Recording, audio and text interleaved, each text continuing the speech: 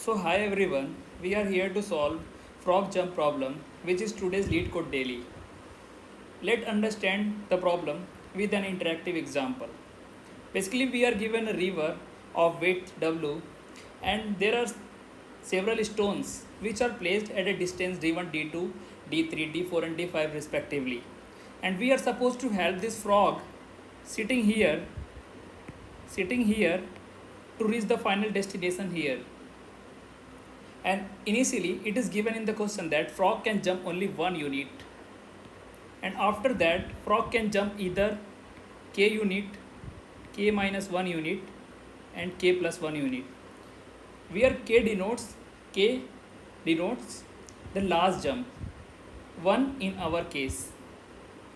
We are supposed to return true if frog can make its way to final destination and return false otherwise.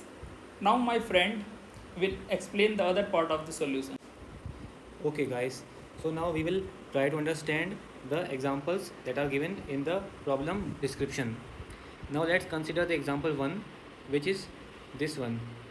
So we can see that we have been given an array where the positions of the stones in the river is 0, 1, 3, 5, 6, 8 and 12 and 17. So currently our frog is standing at the position number 0, which is the first stone of this crossing of river. Now we have been given that it is mandatory to move only by a single step at the first move, so we will move by one step. And now we have an option of either moving k plus 1, k or k minus 1 steps. Now for this move the value of k is 1. So what are all of the possible moves from this position? The possible moves can be like k plus 1, k and k minus 1.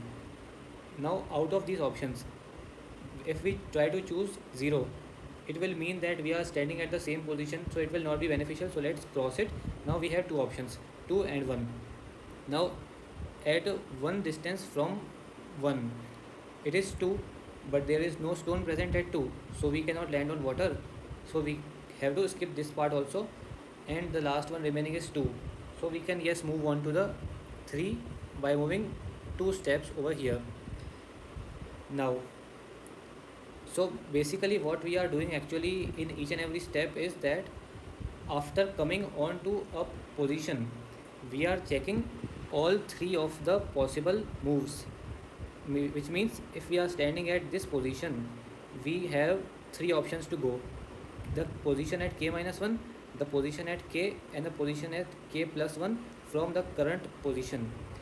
Like in this example, while moving from 1 to 3, we are moving at k plus 1 steps, and after that the value of k will become 2 and we will have options of k minus 1, k and k plus 1. So at 1 there is 4, so we will not be able to move to that. At 2 it is 5 and at 3 it is 6. So we will from 1 means from 3 we will call two functions which will use recursion to solve for both cases differently. First case will be we move from 3 to 5 and the second case will be we move from 3 to 6. So this is how the recursive calls will be made for this. So let's consider this example. Now first case will be I move 2 steps from 3 to 5 and from 3 to 3 steps to go to 6. Now let's consider what all I can do from 5. So the k value is 2, so I can move 1, 2 or 3 steps. So one step is 6 and 3 steps is 8. So this is possible.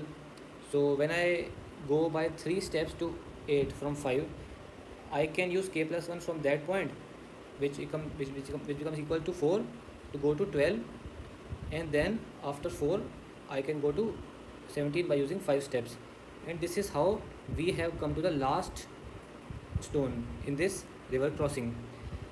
So if let's say this would have been 18 instead of 17, but the maximum number of steps that we can move from 12 was 5, so it would not have been possible for us to come to the last destination stone. So we would have been returning false in that case, but since we are able to reach this position, we will return true. So this is how using recursion we will do it. And if we use recursion, then we can also optimize it using memoization, and it becomes a DP problem. Let's analyze another example very quick, and we will then see the C++ code for it to understand it better. And so in this, we are standing at 0th position. We move one step, which is mandatory, and then we have three options: k minus 1, k, and k plus 1. So at 0, not possible. At 1, it is 2. At 2, it is 3. One step or two step. Now after 2, we can go to 0, 1 or 2 steps. So yes, both of them are possible, 1 and 2. And at 3, we have taken 2 steps, so we can take 1, 2 or 3 steps. So one step is only possible because 2 and 3 possible are not, so we move by one step. So at 4, we have come using 2 steps and 1 steps. Let's analyze both of them. If we have come from 2 steps, we can move k minus 1, k, and k plus 1 steps. So 4 to 8 is more than 3 steps, so it is not possible for us to go from 4 to 8 using any of this chain of steps.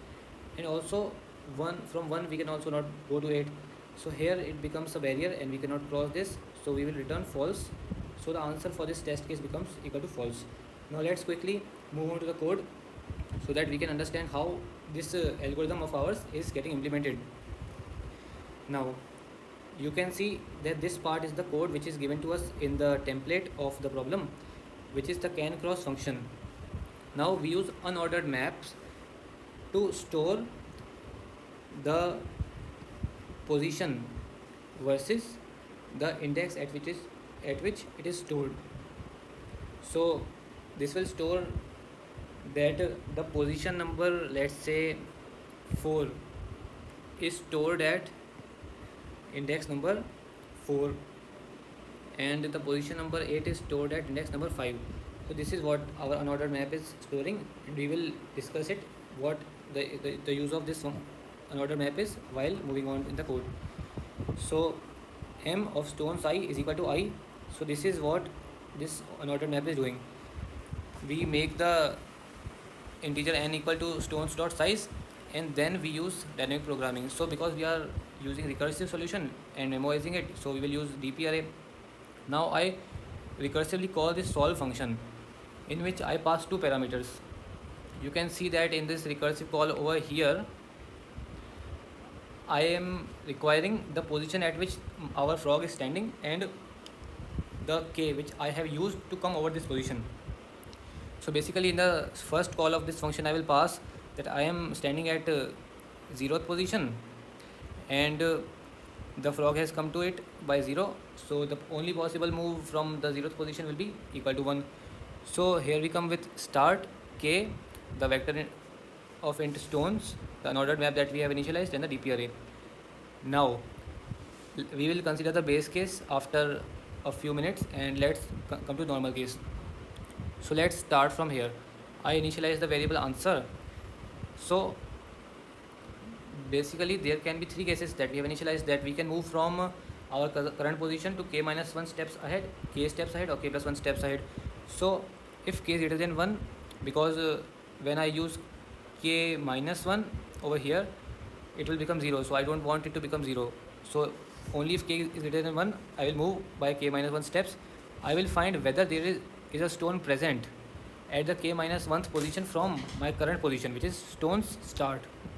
If it is present, then I will say just go to that position, which is k minus 1 steps ahead from current position, and I have used k minus 1 steps to go to that position. If that returns me true, it means that there is a possible path from that position, which is this one, coming to that using k minus 1 steps, and there exists the path to come to the end of the array of stones. Basically, and similarly I am doing for k steps and for k plus 1 steps, and rest is all just memoization using dynamic programming and the DP array, and the base case will be only the one in which I have come to the end of the stones array. So that was all from my side, and hope you liked the solution. If you have any doubts, please write us down in the comments below, and I will try my very best to answer your queries. And thank you very much. Subscribe please to my channel because we are growing and we are new, so it takes a lot of effort to create these kind of videos. If you like any other content, you can ask us in the comments also. Thank you very much.